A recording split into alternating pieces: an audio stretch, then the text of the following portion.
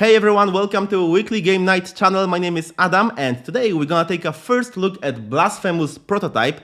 Blasphemous is a video game in which we roam the world with our penitent who is carrying his sword called Mea Culpa, and on his way he will face foes like half-naked women with shields in the form of decapitated saints, or guys in the bell. It's a wicked religious Catholic Gothic world, and Ludus Magnus Studio decided to do a board game adaptation of this video game.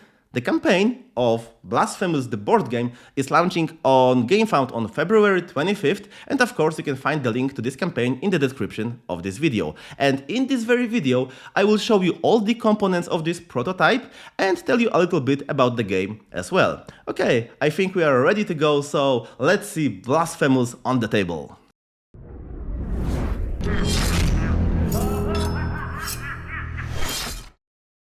Blasphemous is a semi-cooperative board game adaptation of the video game designed for 1 to 4 players. Players take on the roles of penitents, warriors condemned to a solitary pilgrimage through the remnants of Custodia, a land devastated by devotion and curses, where redemption is a luxury and the price of salvation is pain. Most of the game takes place on the board which represents Custodia, a land of pain and redemption, where the penitents wander through its forsaken ruins. It is divided into 3 regions, featuring 25 locations familiar to those who have braved the video game's merciless world.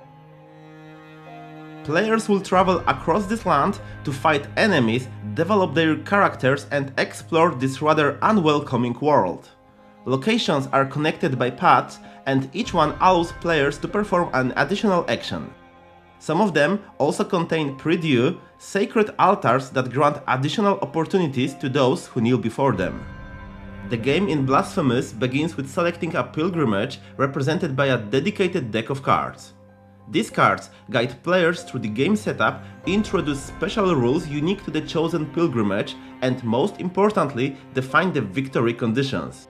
Objectives can be as straightforward as defeating the final boss, or more complex, such as reaching a specific location without carrying any guild tokens. Throughout the game, these cards will introduce events, narrative elements, and tasks, ensuring that each pilgrimage feels like a new and unpredictable challenge. Before the game begins, following the setup instructions, we will prepare several small booklets that will aid us during exploration. These booklets introduce the lore of the world players are traversing, and within them they will encounter events, meetings and new enemies that stand in their way. One of the key differences from the video game is that in the board game you do not suffer alone. Each player takes on the role of a penitent, and while Custodia remains unforgiving, players can assist one another in battles against enemies.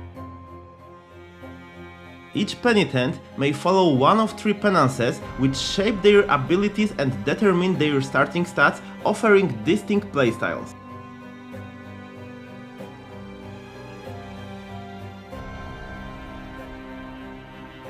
The chosen penitent is of course represented by a miniature, and even at the prototype stage, their designs bring a blissful smile to my face. Each player receives a player board which includes a dedicated slot for their penitent card and essential markers. And no need to worry about pieces sliding around, the board is dual layered, keeping everything neatly in place. On the player board, players will find all the key statistics of their penitent, including strength, agility and cunning, along with their damage resistances, upgrade card limits, abilities and various tracks. At the bottom, there are Destiny, Pain and Whisper tracks, while on the right side, players will track Fervor, Wounds and Tears of Atonement, the latter serving as the in-game currency used to purchase upgrades. These upgrade cards, known as Vestige, are placed next to the board and come in 3 types. They provide new abilities and strengthen the player's dice, simulating the rosary beads and prayers system from the video game. Ludus Magnus Studio has done an excellent job here, offering a wealth of character progression options to explore.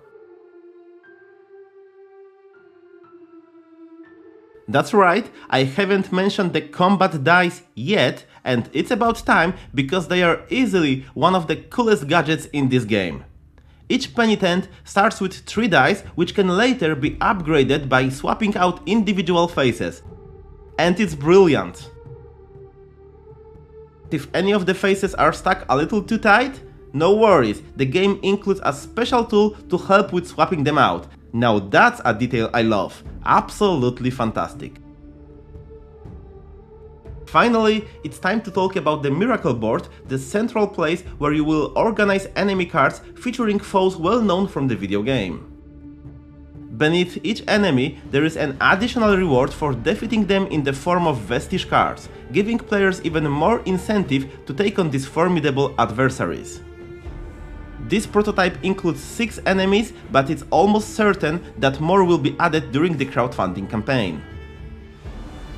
Each enemy card features a description of their abilities, atmospheric artwork, and the rewards they drop once they've had a taste of our blade or flail if you prefer.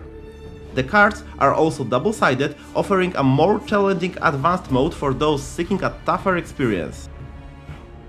But what would a Ludus Magnus Studio game be without exceptionally crafted miniatures? I've seen a lot of minis in my time, but the guy in the bell, next level stuff. And honestly, the other bell guy isn't too shabby either.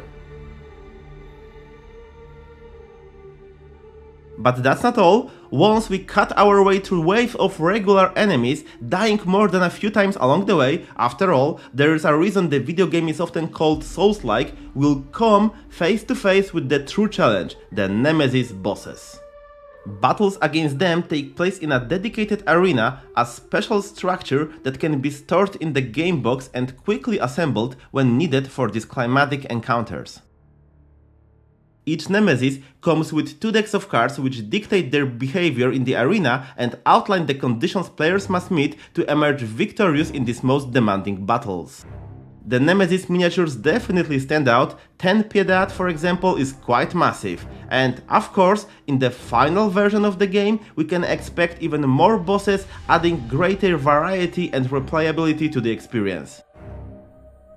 As they journey through the world, our penitents will also have the chance to complete quests, which come in 2 types, public and personal. Public quests are available to all players, and once completed, they transform into powerful relics, a great nod to the video game. Personal quests, on the other hand, are unique to specific players. Completing them grants upgrade cards and other valuable bonuses, further enhancing their penitents' abilities. Obviously, I can't cover every aspect of the game in this video, but Blasphemous the board game also features concepts like pain, guilt, sacrifice and synergy, all of which contribute to its unique religious gothic atmosphere. The Blasphemous crowdfunding campaign launches on February 25th on Gamefound, and for those interested, I've left a link in the description. And if you'd like to see a gameplay video and my full thoughts on the game, be sure to subscribe to the channel, those videos are coming very soon. Thanks for watching you all, and you have a great day!